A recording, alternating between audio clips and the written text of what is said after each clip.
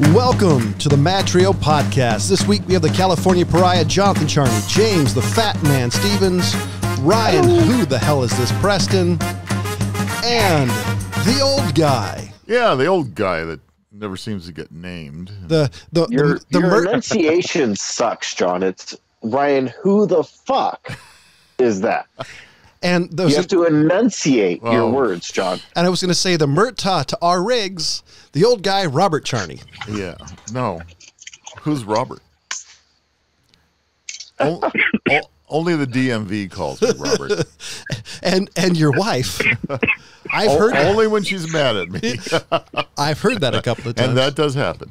And apparently Ryan's not doing the puff pass correctly. That's him coughing in the background. Is that right? Yeah. Well, have another one for me, Ryan. So, I have no idea what you're talking about. I heard the bubbles. No knowledge. No. So the most interesting news. God damn it, fucking John! That was an Easter egg for the listeners. We have listeners. I guess we have two because I know them personally, and I bug the living crap out of one of them to listen every week. I do. I actually email her. It's like, hey, the show's up. Have you listened? Have you? I almost do it every day. To that individual, I sincerely apologize on behalf of all of us. She says she likes the show, so I'm not quite sure, you know, if she's doing puff pass where you listen, which by the way probably is a really bad idea to be even remotely inebriated and listen to us talk. So most interesting piece of news I have seen all day, excluding anything political, Microsoft has announced a $7.5 billion, that's billion with a B, deal to acquire ZeniMax Media, the parent company of Bethesda Works and its many studios. Those studios include Bethesda Game Studio, id Software, and behind some of the biggest video game franchises of all time, Doom, Fallout, Elder Scrolls, and many more. This is massive. This could potentially make Elder Scrolls Xbox exclusive, which I think would be a very bad idea, personally. Now the thing is about this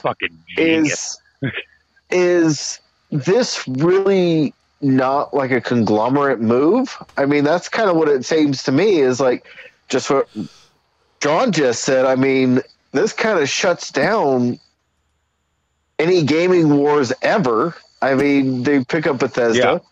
That is like the big franchise of all video games right there. So I'm looking at it right now. So here's some of the games they have. It's Elder Scrolls, Fallout, Wolfenstein, Doom, Dishonored, and Prey. Prey originally was an Xbox exclusive. I don't know what is the last release. I have no idea. Doom's on all platforms. Dishonored is one of my favorite games. That's, you know, not just the normal Bethesda open world style.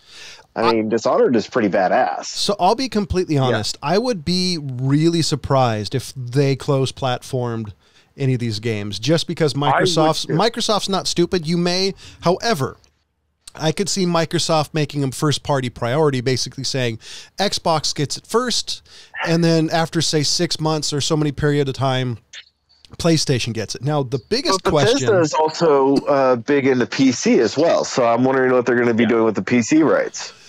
Well, but Microsoft is still obviously very big in PC. They release most of their games PC first. Oh, that's true. True.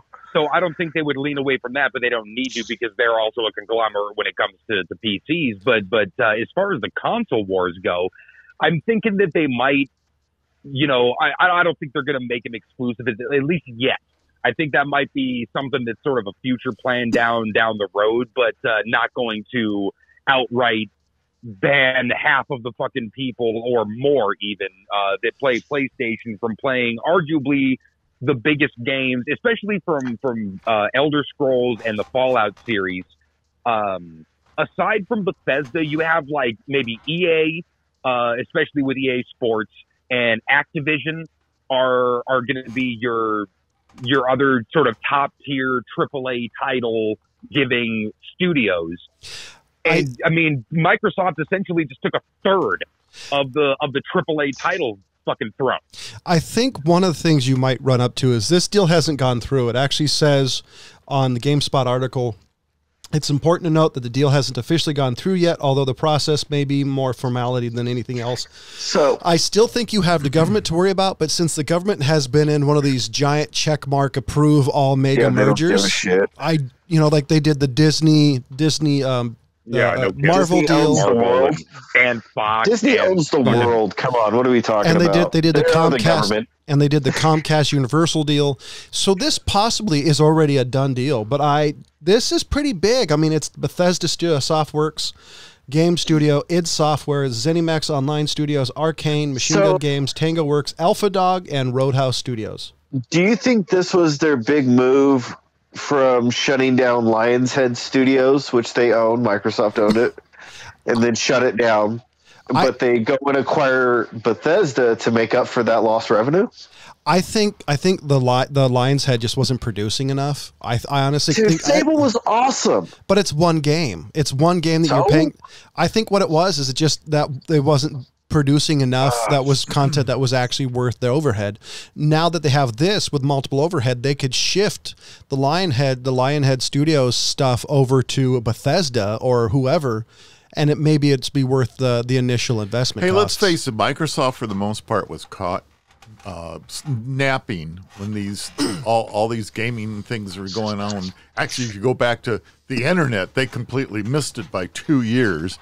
And so they're not known for being on the cutting edge when it comes to things like this. So this falls it just sounds just like typical Microsoft to me. In all honesty, I think originally when Xbox came in, I thought they came into the perfect time. They came out when Nintendo's sun was waning, PlayStation was king, and they came out with the Xbox, the original Xbox, which was hands down more powerful than the PlayStation 2. I think they came in good. I think the problem is they're still, besides the 360, they've never really been the console king. And now that PlayStation from the first one, PlayStation has definitely geared towards we're for hardcore gaming, and Microsoft has their Xbox, which is, we're going to be everything to all people. Yeah, that's well, right. They were trying to be me. Yeah, I mean they were trying to be a piece of hardware that did everything for, those that weren't into computers. Hey, I could get this playing app and get on the internet and email people and play a game. That's what the new Xbox is still kind of like. I mean, I don't think it has the ability to surf the internet like I think the One does. So it's an appliance. So the reality is it's an appliance and that's versus a gaming system. Exactly. And that's why they always sort of won the console wars as far as Sony, not by a lot. But I mean, look, Microsoft came into the game late and still managed to make themselves, in some people's minds, seriously, the better console. I mean, I've always been an Xbox guy. I know the three of us have always, very much commiserated over fucking Xbox because, hey, I buy American. God damn it. Sure. Racist. But, aside from that, like this last time, I even said it to you guys, like it almost makes it worth it for me to, at the very least, talk my girlfriend into buying a PS5, but, make me pause and say, okay, how much really are they trying to buy my brand loyalty? Like, are you trying to re-up this contract I have with you of the brand loyalty? Because I want to be that brand loyal guy, So I think, but I want it to be worth it. And with PlayStation, really, if Microsoft took what they have, which is essentially a computer, that's what they've been, like Rob said, they've been trying to make the computer console for years and years now, since after the 360. But if they took all of that fucking processing power and all of those amazing cards and geared it literally just towards gaming, they would have, I believe, a superior console. But they want to be this. They want to whack the pie up into more slices, and it makes it not as like, hey, look, I just want to play games. Okay, I don't care about your streaming platforms and the way I can watch movies. Like, I got Netflix, motherfucker. Like, I don't need you. I think, to be honest though, I think for Microsoft it's the better play if they have the gaming platform as good as the PlayStation, and I don't actually remember the hardware differences, because usually it's not that much of a difference. So, no, it's really not. So Sony really, has a movie studio. They have appliances. They have a lot of stuff that they can sell versus Microsoft is basically a software company that now does some hardware. So I think doing a platform is the only way that I think they can be even remotely in the conversation. Now they lose money. They've always lost money on the Xbox. They've never, I think the 360, and this could be wrong, is the only console they've ever made any money on. Everything's, it's a loss leader, still sell content is really what it is.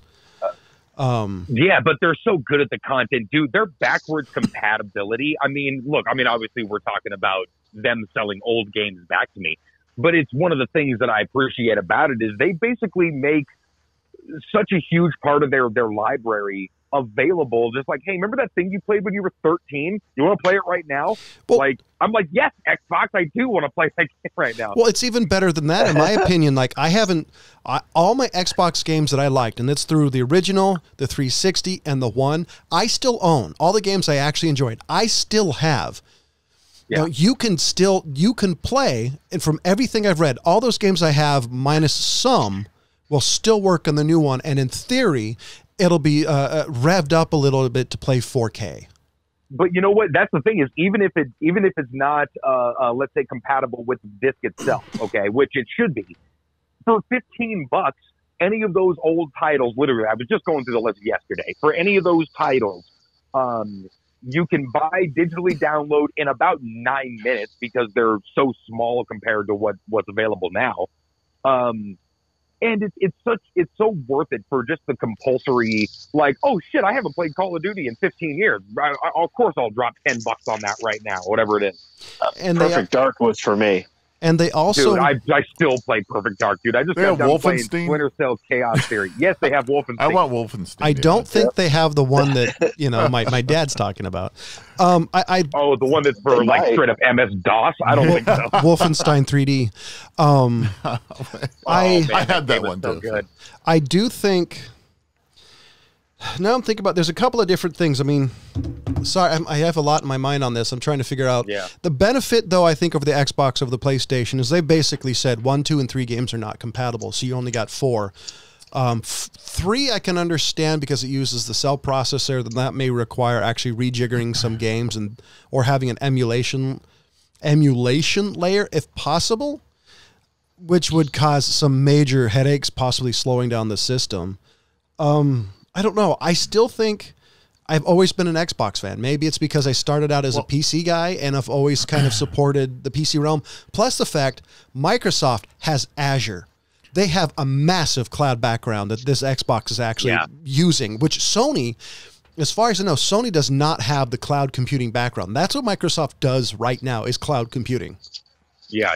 So, well, the biggest thing for me is the controllers. Yeah, now, I've always been you and me, bro.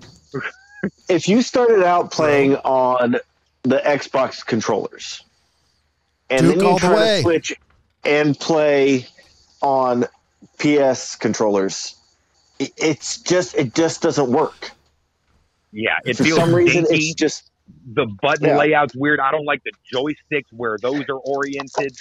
The Xbox, especially the original, that's big, nice, beefy. You felt like you were holding on to this thing you had some control over, not this dainty. So who's doing the dishing? So with those controllers? Who's doing the dishes? It sounds like somebody's doing dishes while they're on the conversation. Are you somebody over a sink there? No. Yeah, we are getting so many sounds. We're getting some feedback. What were you going to say, Rob? All right. Well, so what the few major gamers I know, including a professional gamer, they have both. Sure. All right, and so in some respects, maybe that's unusual, right? I mean, you guys don't have both, do you? No. Listen, If you're a right now. gamer, inside of my living room, I have a Nintendo 64, a Wii, an Xbox One X, a PlayStation 4, and an Oculus Quest. Well, there you go. I'm sorry, and a Sony. So you're Sony a major gamer. So you've got I'm a recreational gamer, but I just love nostalgia. Well, okay, but I think my point is there's many people out there like you, and so. Much. People are going to have both. So the point is, who's going to win? Super Nintendo. That's what I was going for. Yeah. So who's going to have, who's going to have both or more or whatever? I mean, a lot of gamers are. So yeah. I also think what it comes down to, honestly, is what titles do you want? Now, some titles are first party priority towards Sony, so they're gonna take a while to trickle down. Some titles are strictly Sony. I think it just comes down to what you want. Like if you're a Halo fan, you'll never get Halo ever on the Sony. Period. It will never happen because Microsoft Does it exist? No, but Microsoft is the sole owner of that title under 343 Industries. I mean, they made their own studio specifically for Halo. So it just comes down to what you want. There's not a whole lot of differences. I mean, the controllers, the differences, the hardwares are semi the same. And you could even get an Xbox controller style and port it directly to your PlayStation. So that argument, unfortunately, is a little bit out the window. I disagree with that because those third parties, I've never had a third party controller that has first party build quality. Yeah, I mean, true. Yeah, I mean, obviously you're taking a loss, but at the same time, if you're after just the feel, you can do it, and it's going to have different functionality because the PlayStation controller has that. Why would you go into business of making third-party products and start out right off the bat saying, I'm not going to make them better than the existing one? I wish I understood no that. kidding. I've never understood that. I don't understand it either. Doesn't make any sense. Everyone I've ever had down to like the original Nintendo, they've all been funky. Like I remember I had a couple for the N64 that just felt like I was playing like this, like a, remember those toys you used to get in those bubblegum machines you drop in a quarter twirl thing? They felt like that. They had the build quality of one of those. Do we see that improving? Because was that a price leader thing? So you go to Walmart and you need to replace your controller for some reason because you're stepped on it or whatever and it's not working, and hey, I can't afford the OEM price, so I'm going to buy this third-party piece of junk, but it'll get me by. I don't know. I've never bought anything other than I've definitely done that a lot of times, and it's exactly like you described. You know, there was one. The old guy reminded me of the Wave controller for the GameCube. I think they were a wireless controller, and because I remember because I worked at Hollywood Video at the time when that came out, or one of those things came out. God, you're dating yourself. And I remember everybody raving about this, how it was a third-party controller, but it was the controller to have. Yeah. Well, that's because the GameCube controller sucked. Well, there you go. I'm trying to remember. It's been so long since I've held a GameCube controller, but easy to do better than that one, right? And Microsoft also the Dreamcast. Dreamcast was the worst controller that's ever been made. Yeah. Yes. Yeah. I'm with you there. That was a pretty bad one. I mean, okay, save like the Nintendo Power Glove. But that's an extreme example. We're not gonna talk about that one. The Power Glove was pie in the sky. Let's be honest. That technology wasn't even remotely available when that came out. So let's call it what it is. That was hardcore pie in the sky. Man, the commercial was awesome though. Yeah, I loved that movie. Yeah, that thing was badass. False advertising, but whatever. Yeah, all right. So I'm going to switch topics on us here now, since this seems to be it. Did anybody know that there was an attack on the White House? Yes. Define attack. All right, so I'm going to say attack by the fact that ricin, which is a very toxic poison, and no cure for, was mailed. Whatever you're about to say is crazy. Was mailed to the White House. Really? Yep. And the woman suspected of sending such envelope was trying to flee the country and was intercepted as she was trying to cross into Canada. Wow. So is she a U.S. citizen? Do you know anything about her? Because that's sedition charges. That's they're not giving details yet. I mean, this is obviously a highly okay. It's a sensitive topic within the circle that protects the president. So a lot of the information is just now coming out. But what I'm trying to understand a little bit is how has that not been the top lead in all the major news organizations throughout the country? I can't believe that. When did I don't know when I have 2 words for you. Broke it all. How am I just hearing about 2 words for you? So fake news. So it actually the news broke on Saturday. I actually heard about it on Saturday, with more information coming out yesterday and today, they got a lot more information because they caught the woman. Actually, I should say kudos to our Canadian cousins because they were the ones that actually caught her. Thank you, eh? And anyway, Sorry. I think my Sorry. point. So the poison never got to the White House. They caught it before. If you don't know how the mail works with the White House, it actually gets sent to a building that isn't anywhere near the White House first, and everything's sorted and looked through, and they have all the tests and everything, and they obviously caught it. And if you, as just your average person, didn't realize that was the case, you could have probably inferred something like that. It's probably we're probably talking about somebody who's crazy, but I mean, I know ricin can be sort of easily manufactured. Well, but, I mean, it can be manufactured easily is the question. I mean, it can be if you know what you're doing. I mean, all you have to do is have basic high school chemistry in your head, and you can probably do but it, I mean, right? that's a pretty serious plot. But you know what I was just thinking when you said this? How many times I've thought of like the guys that, let's say the gate guard at like NORAD or fucking Fort Knox or the front door of the White House. How many times those guys are thinking like, wow, what a nothing gig this is. Nothing is ever going to happen. Nobody is ever going to be stupid enough to charge the gates of NORAD. I'm here just for show, and that's it. The mail room of the White House had to be thinking the same thing. Like, you know what? Nothing ever comes through here. I'm just going through the fucking motions, and all of a sudden the machine starts beeping. You know what I mean? You're like, oh crap. This is no joke anymore. Like all of a sudden I'm needed.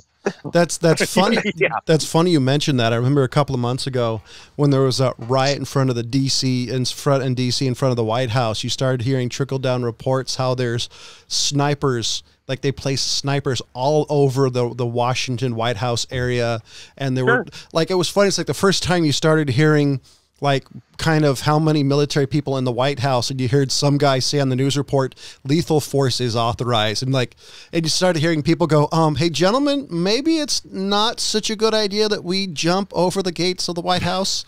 And because this was on conservative news media, and I didn't hear it anywhere else, but it made me laugh. The fact that you guys really think the reason why nothing ever happens in the White House because it's, I don't know, the most heavily guarded place in the United States.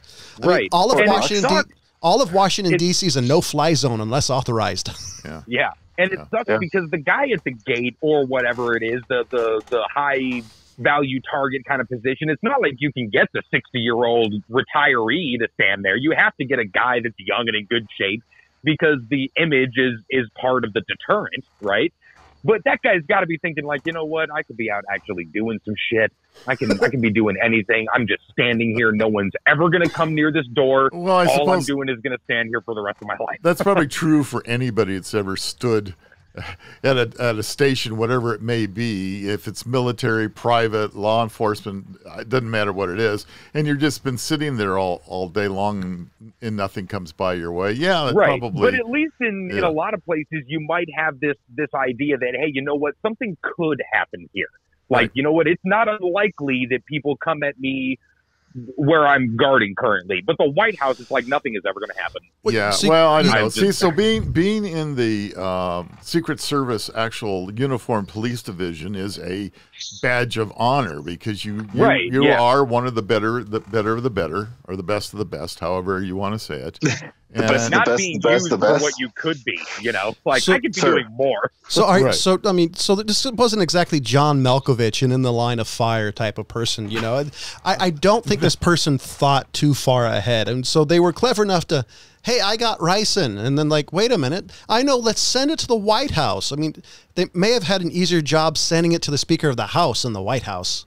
Well, I mean, leaving the country and doing so sort of as you're kind of aware that, like, okay, this is going to get to the White House tomorrow. I've got to start bailing right now. I mean, that's you had intentions of that working kind of thing. So the last time this happened was in 2018 when a Navy veteran actually got arrested. And again, you didn't hear much about it, for mailing ricin to Trump.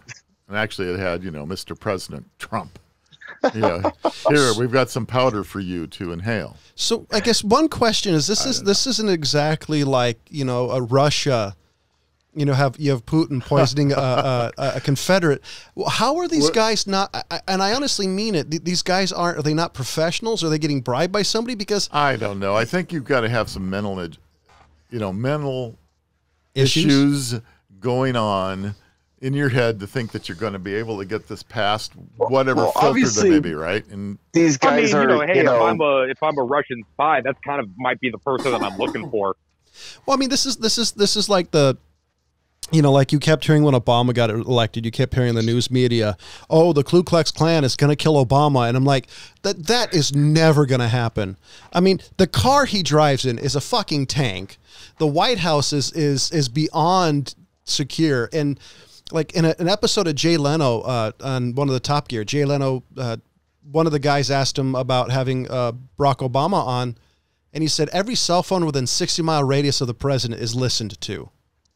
So yeah. I don't know how any of these people actually think they're gonna, unless they're gonna like poison his McDonald's hamburgers. I'm not exactly sure how you're gonna get at Trump. Well, it's simple. Is the person who isn't just aware by nothing more than osmosis that's never going to get through because there has to be checks. The person who doesn't think about that is crazy. Yeah. So this guy has to be this person has to be touched, or it's one of those deals like I've heard say if this person is Chinese and China will go to this person and say, hey, if you don't do this, your relative over here in insert China state here is going to have some issues. Well, and the other thing is you're not going to be able to poison the president. Here? But you're not going to be able to poison the president by food because in many respects, and in some way, the president has a food taster. All the food comes out of the White House that he eats, even when he goes internationally.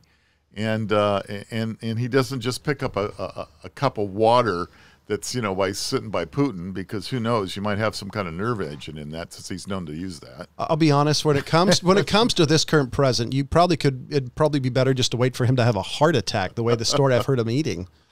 I just think it's pretty it's pretty ballsy just to try to kill any world leader with the amount of security and technology. Unless you're another world leader.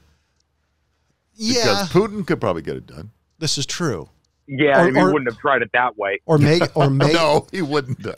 Or it would have been a lot Merkel. more credible of a threat. Well, kind of like he did to that one reporter guy. Yeah.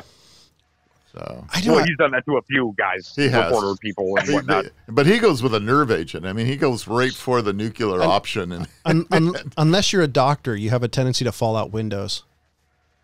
I don't know. I just keep those things closed. I mean, I think the last president that anybody ever had a chance of killing was successful. It was JFK. After that, they don't ride in open limousines. They don't. Change.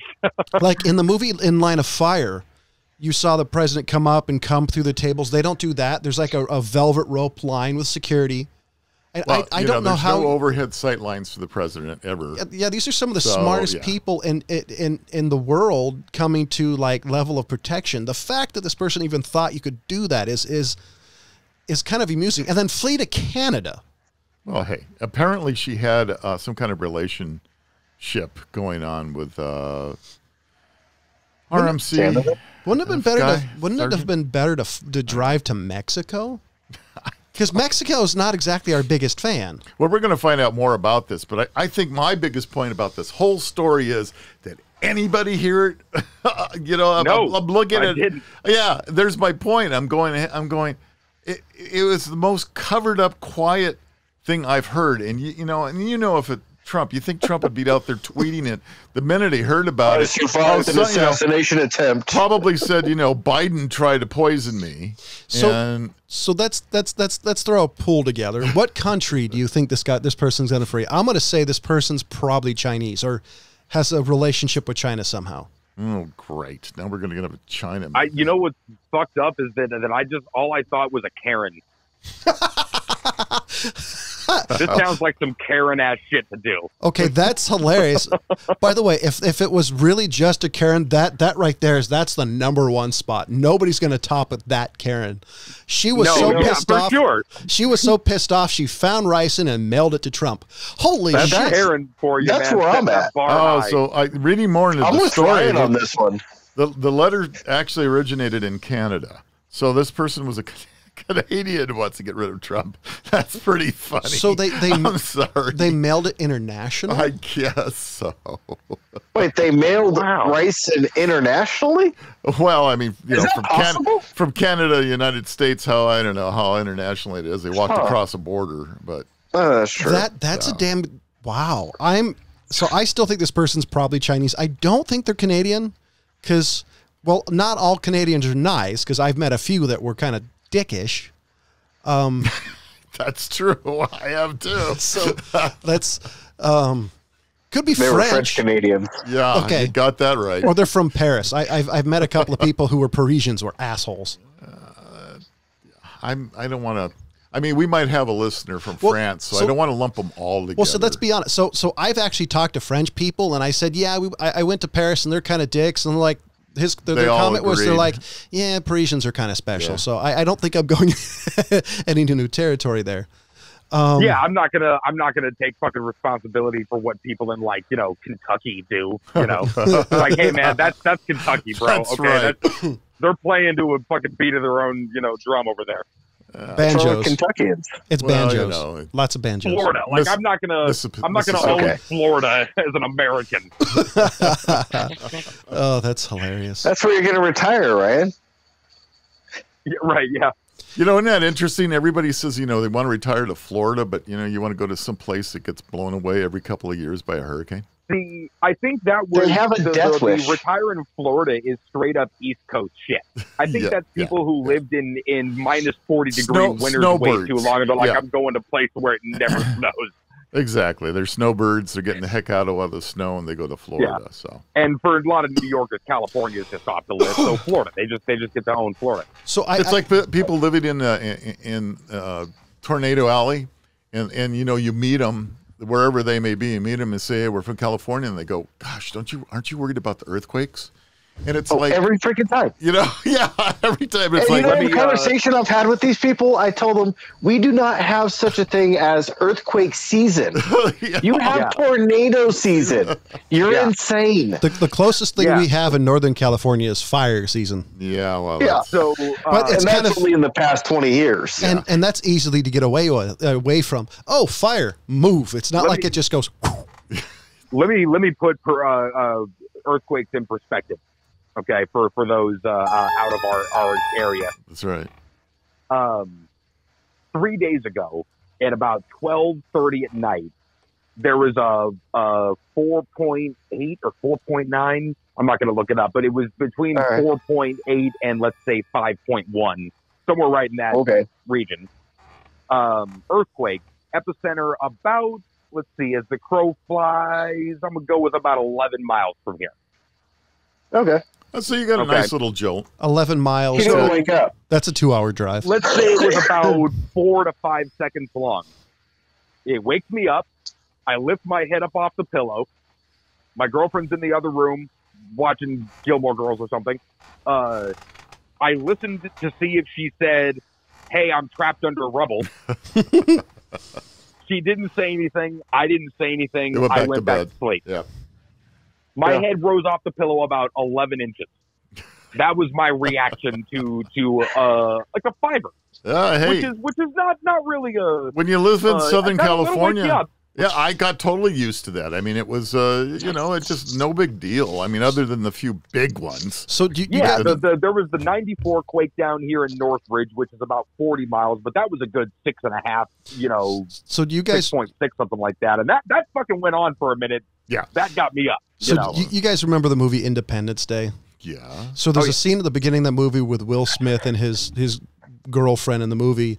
The spaceship starts going on. There's an earthquake, and there's a comment about, and it's not even a 5.0. Go back to bed. Exactly. I did want to ask Ryan. Hey, Ryan, did you see the movie for the trailer for the new Dune movie? You know what? My dad tried to get me to watch Dune when I was a kid. I might have been maybe 12, 13. I don't know if it was just my age. I wanted his opinion on the new trailer. You're not going to get it. Nope. No, I just was wondering because this was not a I fucking can see it already. It's not going to happen. I didn't get into Dune. Well, this and was then I saw the trailer for this new one, and I'm like, the fuck is this? This kind of looks like some gangster ass shit right here. See, the reason why I asked, he did see it. The reason why I asked Ryan is because this was the one that he wanted. That whenever we did the first Dune, he was waiting for. He was hearing rumors about this particular version a number of years ago. So this is the reason why I was wondering, because this is by that French director, Luc Besson. Something Villeneuve. I don't know how to pronounce his last name. So what did you think? I thought it looked incredible. Now I don't know. I mean, like I said, I don't know. It could have just been me being a kind of a petulant asshole when in my youth and I couldn't get into it. But I liked sci-fi. I liked fantasy, and so I figured that would have been up my alley, and it just wasn't. So Dune is dry. It's a very dry sci-fi. I've read the books. It's a very dry planet. I got a bit with John that the best part of this whole new movie coming out is just the trailer. I disagree, but we'll see. See, we got a bet. I mean, you know what? I mean, how many movies have you got seen where the best part's the trailer? Come on. Recently, not very many. There's ways to do drama. I think that there's a way to tell that particular story and have it be kind of, let those moments hang and let the relationship sort of be the key storyteller and those sorts of things. And they can kind of pepper in that big worm shit, you know what I mean, in the desert and those sorts of things. But if they do it anywhere near like the old one where it was just this sort of complicated merchant sort of story, so that's what I recall of it. Which one? Are you talking about David Lynch's version, or are you talking about the Sci-Fi Channel? The only reason why I'm talking about the David Lynch version. Okay, because the David Lynch is the one that had that constant and eternal monologue that you guys hated.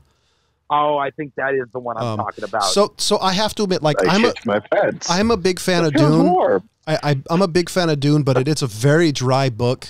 You have to like very dry sci-fi. More than dry. I'll be 100% on it. It's not for everybody, but you were the one who was waiting for this version, so I was kind of wondering what you thought. So your opinion of it, at least for the trailer, is kind of what I was expecting. Just kind of it looks interesting. Honestly, I think that I was interested in seeing a remake of it just to see if it was just like me or was a super dated movie or something like that, because it really fucking beat me over the head with the 80s too. It's honestly, it's the book more than it really is the book more than the movies, because the sci-fi version is pretty damn near close to the book, and it's still dry. It's just particularly Frank Herbert's writing style. Somebody could have done a better job with the script than just copying the book. And that's verbatim. what I think. Yeah, they would have an opportunity to do now and recognize, okay, hey, we've kind of learned a thing or two about filmmaking and storytelling since then. I guess the question is, what does the rights give them? Because it could be, depending on how narrow the rights are. Somebody always has the right to screen script. So I mean, and who owns the rights to the whole Doom series now anyway? His family? I think so. Or a major corporation, maybe. I don't know. See, the difference is if it's based off of one novel. I can't imagine. No, there's you don't have rights to half the book. There's a bunch of them. Some of them were written by Frank Herbert. I think one or two. I thought he had three. I thought he had It might have been three. It might have been. I don't know. But there's more of them that was written by his son and somebody else. They're about as dry. I've heard a lot of people fans of his saying only his books were as good. Yeah. But you have to like dry sci-fi, and it's just like. But in this day and age, who likes dry sci-fi? John holds his hand up. For those of you don't have television. But at the same time, I mean, this is the age when they turned the Star Trek movie into a Star Wars movie, basically. So when something's done right, why stop? Right, and they can do that same thing to do and tell the same story in this different dynamic way, and it might be okay. Absolutely. This is where I disagree. They haven't made a good Star Wars movie since the 70s. Have you guys watched The Mandalorian? I'm a new one apologist, and fucking Mandalorian might be one of the coolest things on TV right now. Absolutely, I love Mandalorian. If it makes you feel better, they're possibly firing The Mandalorian. Season 2's coming.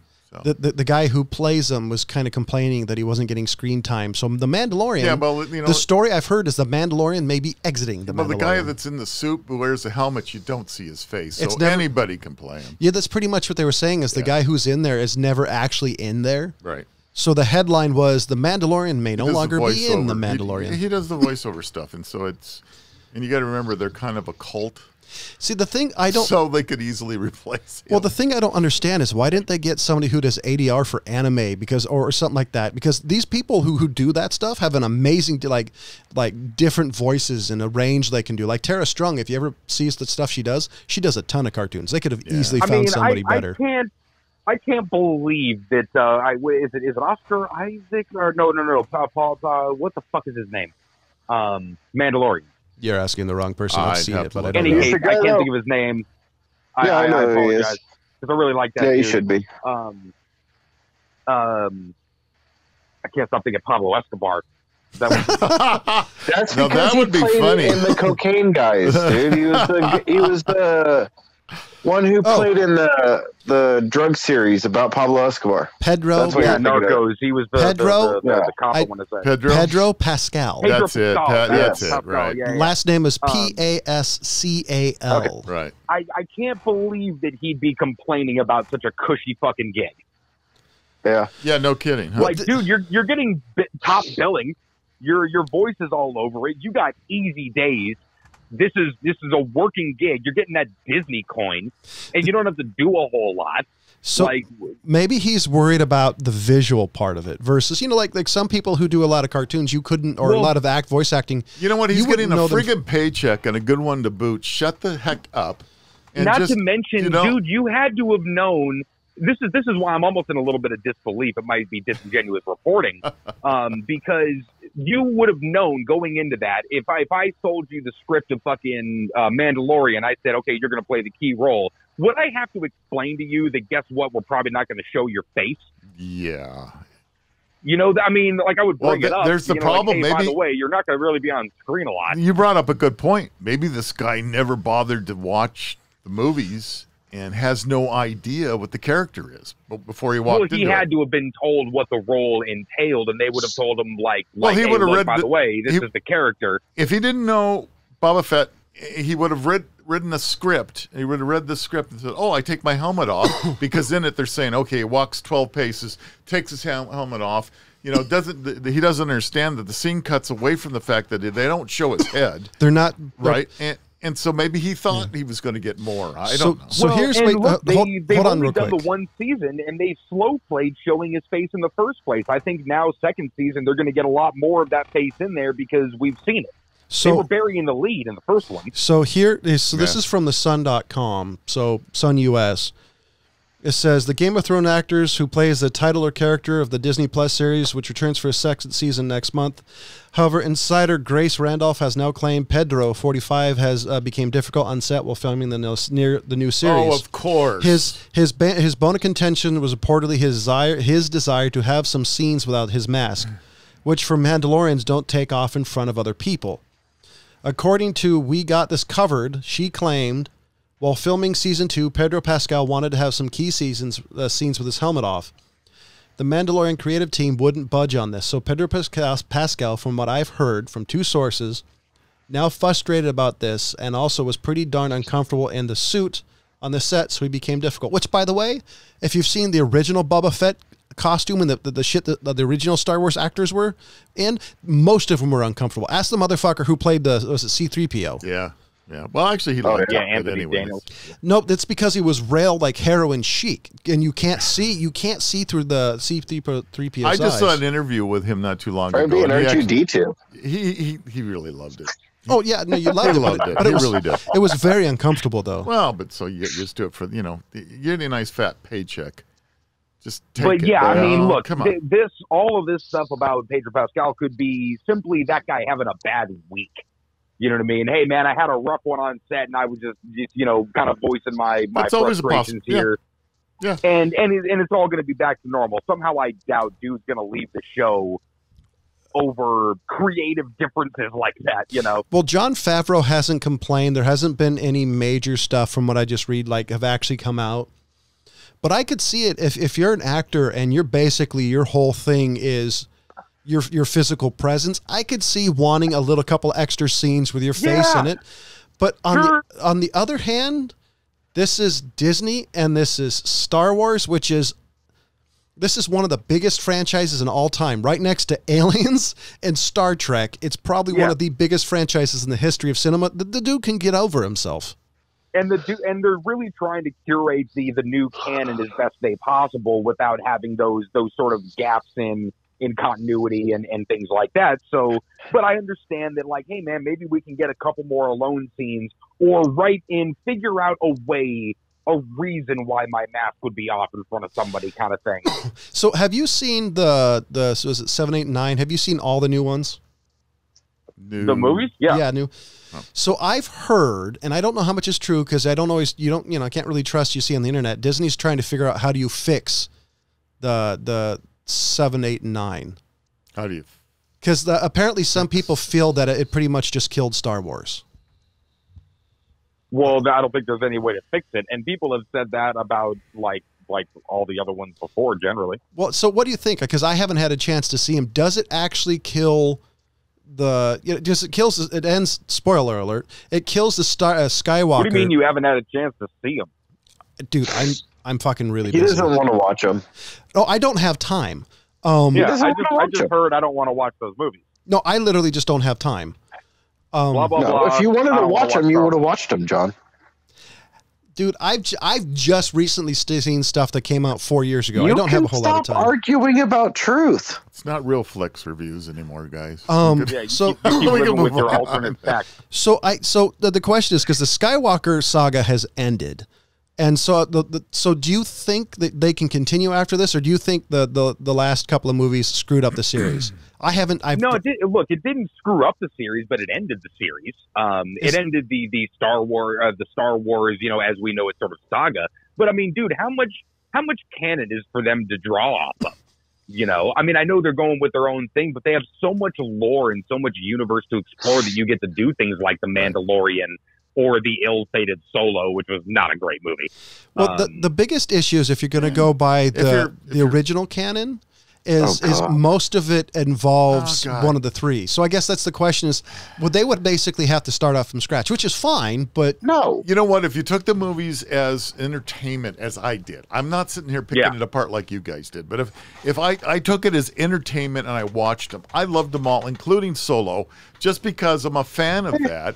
And I'm with you, Rob. Right? And they opened the door to a whole new episode of possibly Jedis and everything else going on forward here, and I really thought they opened it right. But I'm just I don't think they need to fix anything. I think they just need to move forward. I think you're coming from most people's point of view, but I'm trying to come from the Star Wars fans' point of view. Who some are. You're not a Star Wars fan. I am a Star Wars fan. You're not into the lore of Star Wars. You're not into dressing up and going to Comic-Con. No, I don't. The uber Star Wars fan, because it's like anything. The loudest 10% are usually the loudest and smallest, but they're the biggest fans. You don't want to be old Rob Kenobi? I'll take it, man. If they write me a part, I'll be in it. So I'm because they're the ones I see complaining. I don't see anybody else complaining. It's the people who are into. The lore, into all that. Isn't that true of everything? Yeah. It is. It absolutely is. Look, when you change anything from somebody's childhood, they're gonna get possessive about it. Okay, and look, I understand. I come from the same place. I would have rather have seen, the three kids that Han and Leia had, versus them sort of being like this amalgamation character with Kylo Ren. I would have loved to have seen, the Luke Skywalker extended sort of saga and all of those things. The original Jedi, Old Republic, but I get that they have this this kind of template to work with now, and they get to kind of fill in the gaps how they want. Like Rob said, I'm very much an apologist for 7, 8, 9. I'll defend those movies as simply entertainment, and you know what? It's always told a story. Star Wars was never about the legit, this is how space works, or Right, the right. morality tales of Star Trek. It was telling this overarching story, this obvious Jesus tale. But and it told that story well, as far as I was concerned. Yeah, it played a little bit of fan, what's the word? I can't think of the word, but fan service. Paid some fan service with 7, 8, 9 of like, hey, remember the first 3 movies? Hey, remember the first 3 movies? Hey, remember the first 3 movies? Right. Yeah, I right. remember. And look, but I do remember. And I do like seeing those things again. I like seeing the fucking Millennium Falcon do those maneuvers that I grew to love when I was fucking 10 years old, So I can get over those things. The stuff that they changed didn't, to me, affect the story. Look, even if they didn't change anything, the person playing Princess Leia fucking died. What do you do now? You've got to change things. You've got to adapt. Yep. I think the biggest problem they're going to have is, and I don't know how much, I just see this in the stuff I've read online, is the loudest 10% can absolutely destroy a series. But they're also going to get over it, and they're going to have kids who are going to like it despite them bitching about it. I would have to disagree to some extent. Some fans never get over it. Just the question is it enough to hurt the franchise? I don't think it is, because if it's Disney doesn't actually care about what fans really think. No, because they have China, and they have everybody else who's not that 10%. I think, exactly, and that's the other issue, isn't it? It's a worldwide release, so it's not just the fan base here. Absolutely. Look at what it must be in China. I mean, they're just probably seeing like number 3. Too bad the people right now, right? Too bad the people where they filmed some of the stuff can't actually see their content. And well, anyway, I mean, I think we have to remember something, that all good things come to an end, and that could possibly be in the horizon for Star Wars as well. Who knows? So, I mean. I'm curious. So speaking of all that fan, television and all that crap. So have any of you guys watched the Cobra Kai yet? I saw the first couple episodes when it first came out. I'm not even remotely interested. I couldn't in that. do it. It looks so stupid. I actually liked it. Did you watch? Oh, you watched it, huh? I watched both seasons. Oh, okay. And the thing I liked about it was, I'm glad you liked it. I really enjoyed the role switch. Oh, really? Oh, yeah. Yeah, well, I know. I saw the first couple episodes. And so the Danny bad guy Russo becomes the good guy, and he, his life has been changed, and blah. Well, blah, blah. Well, not necessarily. It's basically Danny Russo becomes like this really inflated, ego-driven, sleazy car salesman dude. Yeah. And the guy that he beat at the end at I the sold All Valley. cars. Watch out, man. And, I was a car salesman. For a hiccup. For a hiccup. Yeah, meets up with them, but the guy's I sneeze actually longer like than you this, sell cars. The guy's still like this a web nice, designer. flawed character. He's still a really flawed character, and he meets up with them again, and then realizes like, oh, this guy's such an arrogant prick, and then almost out of spite starts a karate dojo, which kind of sets off for some interesting shenanigans, which I thought was actually really well set up. I'm not even remotely interested. I watched a couple James, episodes. tell me why you I liked wasn't really all that interested either, and then I was like bored, and I watched the first couple episodes, and I'm like, you know what? I actually kind of like this show. I'll be darned. Okay, well.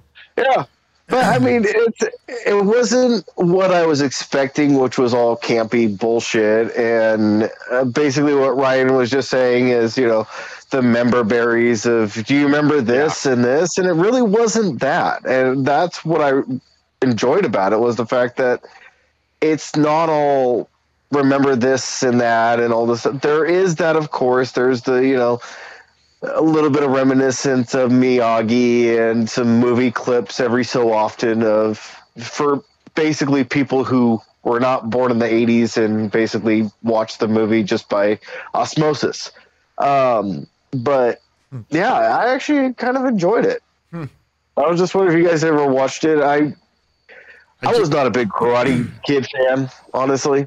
I mean, there was some good parts of it, but just waiting really for somebody like you to tell me it was worth at least a view. I mean, and when I'm bored to death, at least now I'll click on the icon. But. Yeah, I mean, when you're bored to death, yeah. This is going to date me right now, but when I was working at Blockbuster, I was 18. It was like my first job. Yeah, your mom called me about that job and told me, thanks for being in Ryan's life. He got a job. I'm not kidding. I know you're not. I know she would have done that. But God damn it, John, with your fucking drops made me lose my train of thought. Okay, go ahead. Blockbuster's first job. So go ahead.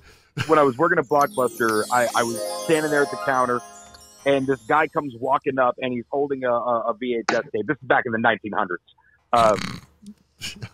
And the guy was holding a VHS tape, and he's holding it about eye level, and he's holding it at arm's length in front of him, standing right in front of him, and he's staring at me.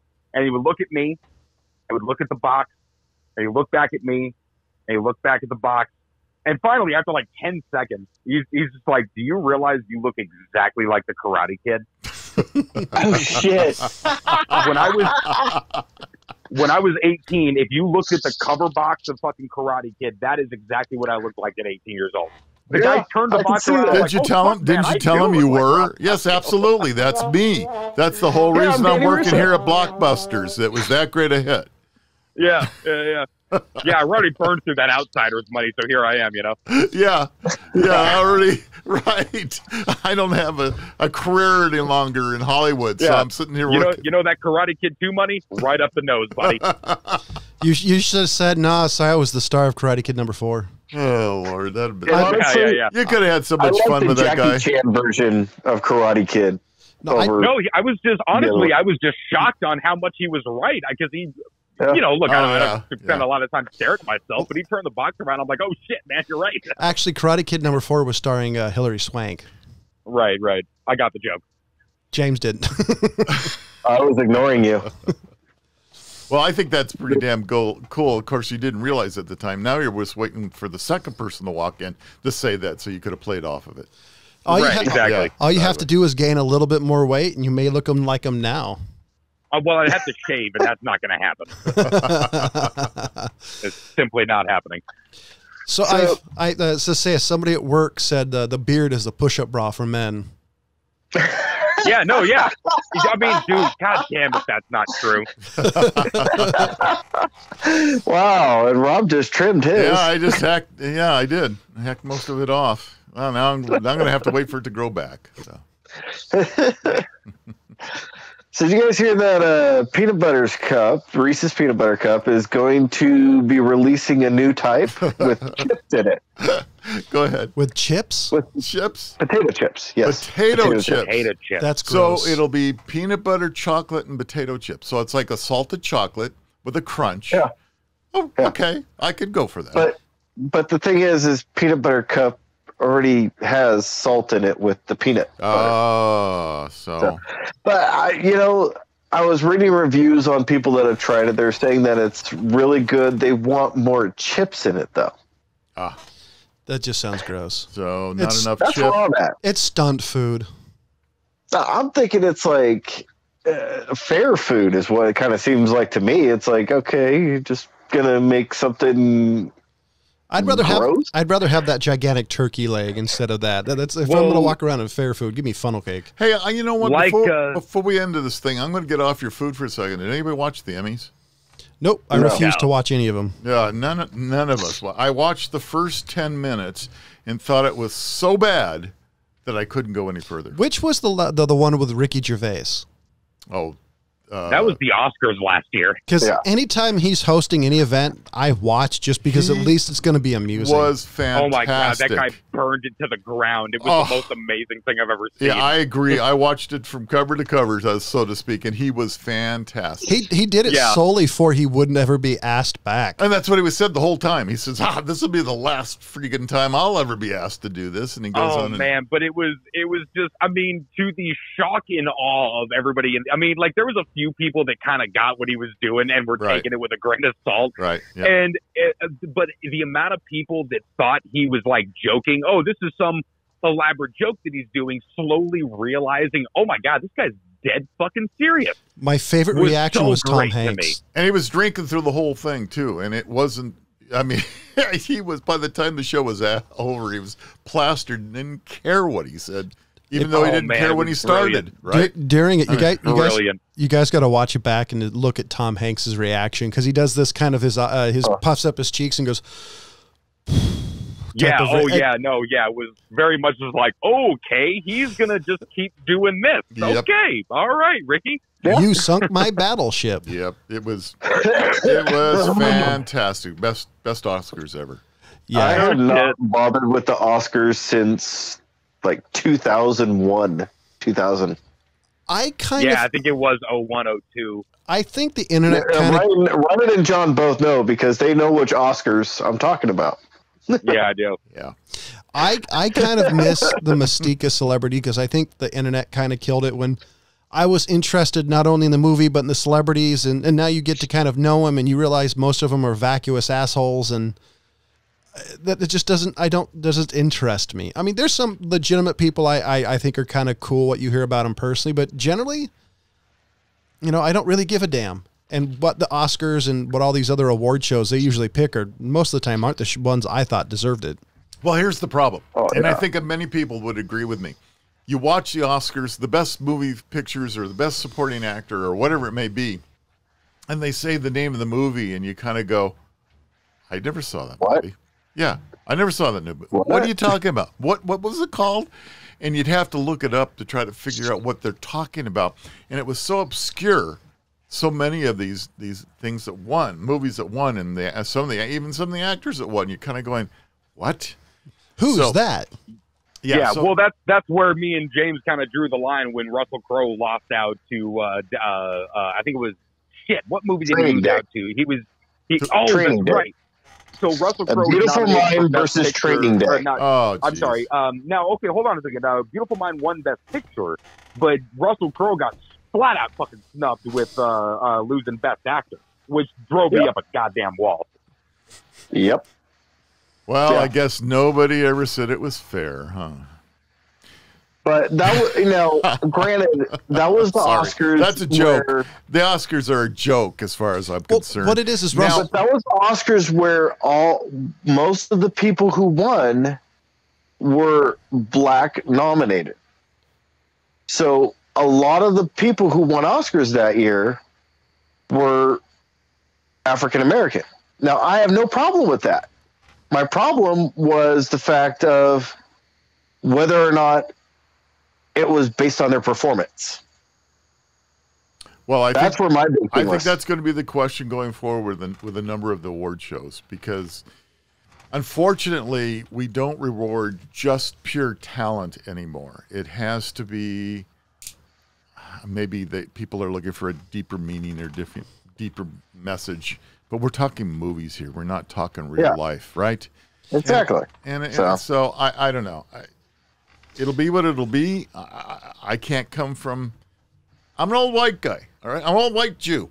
So I'm coming from a different point of view at this rate. The only thing I could say is if you're looking for deeper meaning in movies, go read a book. Go see a fucking play. Go see something. Yeah. Go see something that doesn't. Those aren't movies, John. Go see something that doesn't have $100 million backing that may actually. You want to read a really good book that has some pretty good plot twists. Read the County Monte Cristo, the actual motherfucking book. Read something that actually has meaning behind it, besides some sort of vacuous Hollywood nonsense. You do realize the original book was not in English. Yes. Yeah, but do yourself a favor and suffer through the non-abridged version. Yeah, read the English. Go to projectgutenberg.com, find the English translation, and read it. You can find it for fucking free. Read Three Musketeers. Read, I don't know, anything. Just read. Because you're never going to find a whole lot of deep meaning out of something that's done by a group of people. And that's what movies are. Well, look, I agree and disagree. I think that you will find much more room for the depth of books is different, but there's a lot that can be stated for a visual medium along with that that scripted storytelling.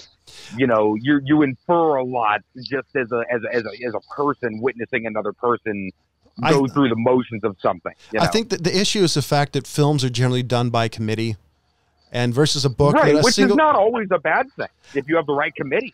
Yeah, I think, and we got to go because we're over time. But I think what it does is I think it limits the vision, versus if you have a single author who puts their thoughts, no matter what it is, onto page, I think you can get deeper meaning than something that's done by committee. And I agree. And I think that's why the best movies are literary adaptations. 100% because agree. there is that singular vision that everyone is sort of on board with trying to fulfill. 100% agree. And it may not be the greatest rendition. I know Christopher Tolkien really hated Peter Jackson's Lord of the Rings, but it was well, he can suck a dick. Those movies were great. Well, he's dead now. Terrible. Yeah. But he's not going to be doing much of anything. But I was going to say it was Peter Jackson's interpretation of Lord of the Rings. At least it was, there was a vision and focus. And so unfortunately, I'd love to talk more about this, but we are hit a time limit. So, old guy. Hey, have Gunroll travel. I mean, come on. Have safe journeys and be You're careful listening out to there. the Rob Char. That's right. So And James, lawyers, guns, and money. James, hope to have a live version of the show coming out soon. What? And also for all you guys out there listening, maybe we'll even do a live version of the MadTrio at some point in time. And we're trying to get the kinks worked out on that. Who knows? Maybe we can get some callers calling in with, "We hate you. Why am I listening to you?" type thing. I'll have to call her and make sure she's up. James, any final thoughts?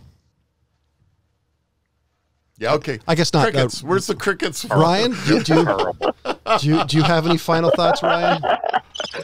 There you go. Nope. All right, do your ending. So, ladies and gentlemen, for the California Pariah, Jonathan Charney, for the old guy, for Ryan, and the James, who never ever Now has we any forgot final their thoughts. names, Yeah, I'm just I'm going through the motions at this point. Ladies and gentlemen, for the MadTrio, thank you for listening. Goodbye. Goodbye.